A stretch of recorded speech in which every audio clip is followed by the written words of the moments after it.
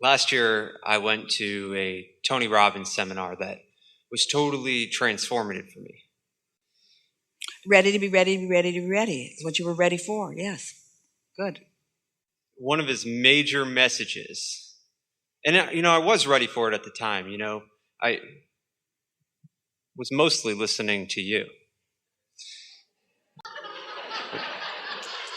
which is not a knock. I've been listening to you for years, and it's been transformative to me. What I'm saying is that there's an energy about obviously allowing and receiving with you, and there's an energy of doing a lot and effort, and contribution is a huge thing with what he expounds in his teachings. I really like both sides of it. Without trying to make comparisons between the approaches, take the word contribution and think about what we were saying today about what do you bring to the table, and understand that you are making an energetic contribution first, foremost, and last. It's your energetic contribution that is your gift, is your energetic contribution. Now, of course, your energetic contribution and your energetic alignment with your source energy who's contributing to you constantly can result in an inspired action that really produces a lot of contribution too. We're not saying don't act. We're not saying don't contribute through action. We're saying make sure that you've got your vacuum plugged in before you try to vacuum the living room. You can go through a lot of effort, make a lot of tracks on the rug, but if that sucker's not plugged in,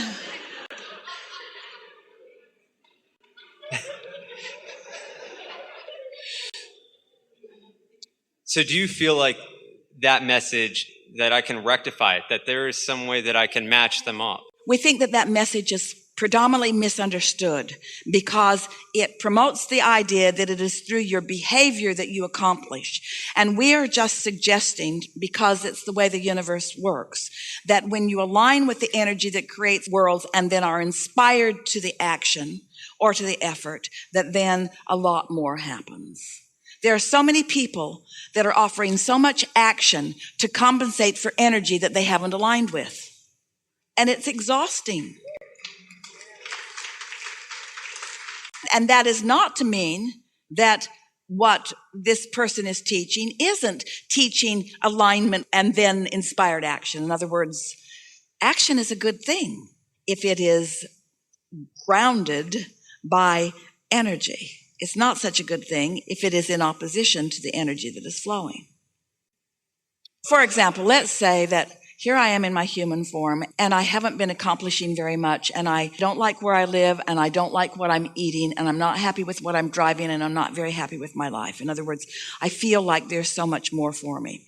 Well, in every bit of life, I've created a vortex, so it's all queued up and ready for me, and there's so much potential for me that's already there that I've not been allowing myself to receive. But right now, I'm discouraged, and so I'm discouraged, and I've decided that I'm going to just do something about it. I'm just sick and tired of being sick and tired. And so I'm just going to dig in and I'm just going to make it happen. So I just go out and I beat the pavement and I look for work. And I say to others, I'm just really tired of failing. And now I want to succeed. And from that attitude and from that mood, I go to a lot of effort and I turn over a lot of whatevers, and I don't find very much success in all of that. But I get this job, which is really hard and long hours and doesn't pay much, and this job, which is really hard and doesn't pay very much. Now I'm working 3 and 4 and 5 jobs because I'm determined that I'm going to get myself out of this. But in my lack of belief in myself and in my disappointment of where I am and in my constant complaint about my plight,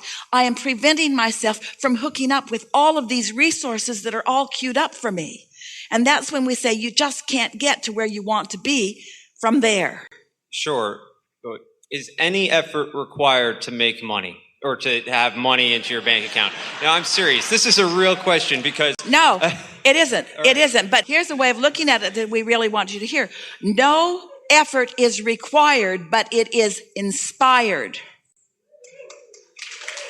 And the reason that effort will be inspired is because inspired effort is really, really fun. It's so fun, you don't even call it effort.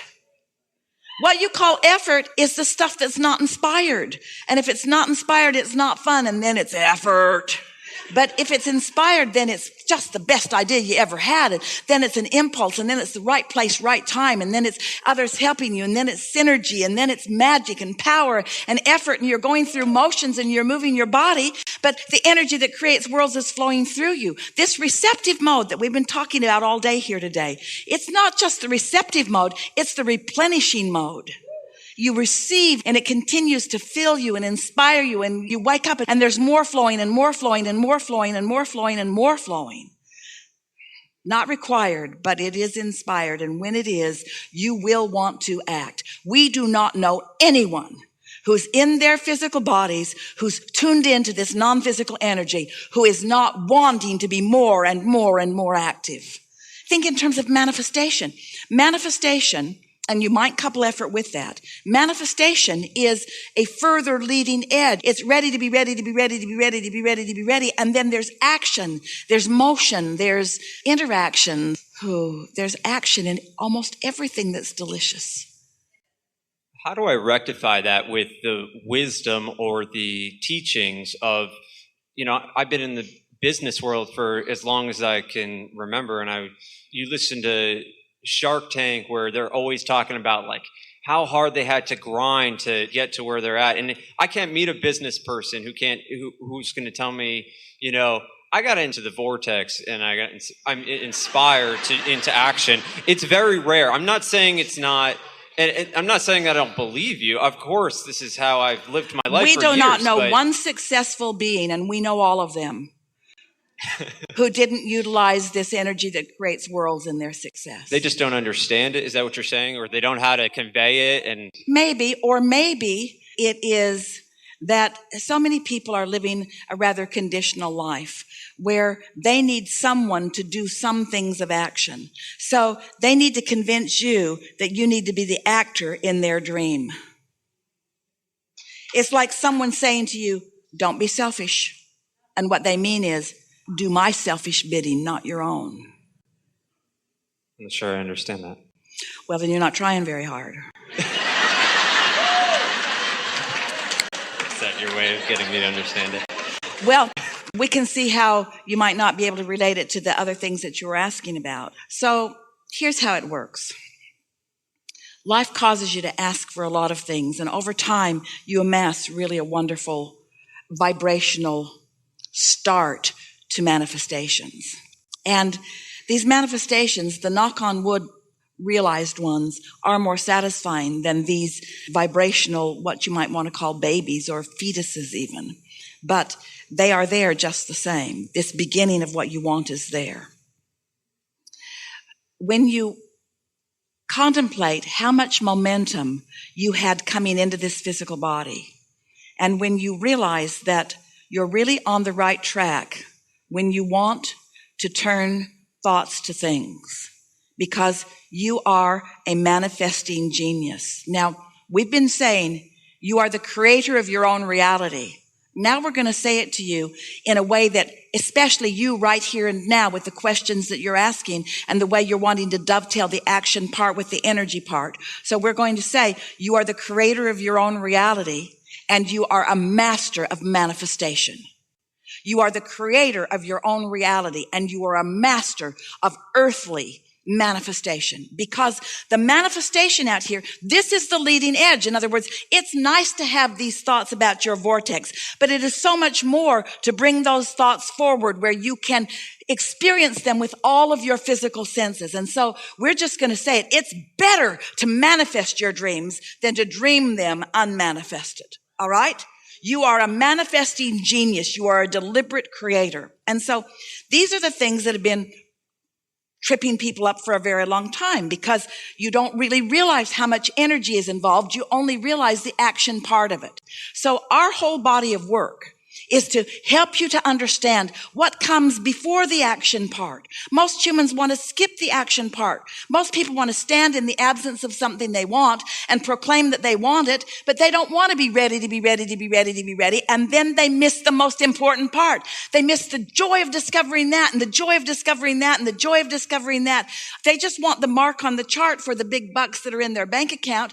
They don't often want the clarity and the ingenuity and all of the stuff that comes to them along the way. But your inner being knows everything that's in your vortex. Do you know in your vortex, you're not just asking for a pile of money or for a highly rated, successful company. You are asking for that, but not only for that. You're asking for clarity, and you're asking for intuition. You're asking for sensitivity. You're asking for love and harmony. You're asking for so many things. And so your inner being is going to lead you to your massive fortune. Yes, your inner being will. But your inner being is also going to lead you to your humanity, to your clarity, to your compassion, to your wholeness. In other words, your inner being is going to guide you to the whole of who you are, so that every step along the way is this savory, succulent, delicious, divine, meaningful manifestation on your way to more and more and more and more and more. And so many people just want to say, well, set your goal for money and get right there to the money, and that takes a lot of effort. And we want to say, hold everything. The effort that they're guiding you toward will prevent you from having the majority of what's in your vortex that you want. Yes, you want the money, but you want so much more. And you can have it all. And nothing less than having it all will be satisfactory to you. So where is your confusion? What is it that isn't jiving for you? I think it's just mixed messages from many influences in my life. Well, of course, there are so many influences around you, but we were talking about that earlier. Your inner being knows where you stand in relationship to everything that you want. And when you tune to that vibration, your inner being will guide you incrementally and precisely to every single thing that you want. And when you're not feeling inspired, when your bank account is, something that can cause fear within you, you look at it and you're saying, I don't know what's going to happen here. Well, keep looking at it and you'll hold yourself in that same vibration and it can't get better. That's how you introduce resistance into it and slow your progress. In other words, you can't get around it. You cannot harbor negative emotion in response to what you're observing and get to where you want to be. It defies the laws of the universe. And anybody that tells you hard work while you've got fear will get you there is not explaining it the way it works. You could have fear and begin working hard, and you could be distracted from your fear. We're not saying that sometimes action doesn't cause you to feel better, and when you feel better, then you get better results. We're just wanting to show you the way you can use the leverage of non-physical to assist you. We are not saying that those teachers that teach those things are wrong. Often it is a misunderstanding. Sometimes people will say to us, Abraham, I went here, or I read this book, and I heard this and this and this. And what we always respond to is where they are in relationship to what they heard. We're not responding to what was originally written. We're responding to where they are in relationship to what they heard, you see. Esther, in the beginning, she would say to us, Abraham, why are they lying? Because she'd hear of other teachers that were saying things that weren't the things like Abraham was saying, and she'd come to trust what we were saying, and so she didn't like it when others were teaching a different method. Why are they teaching things that aren't going to work, or why are they saying that? And we said, if every student were in the same place, there could be one teacher teaching them all the same thing, but that's not how it is.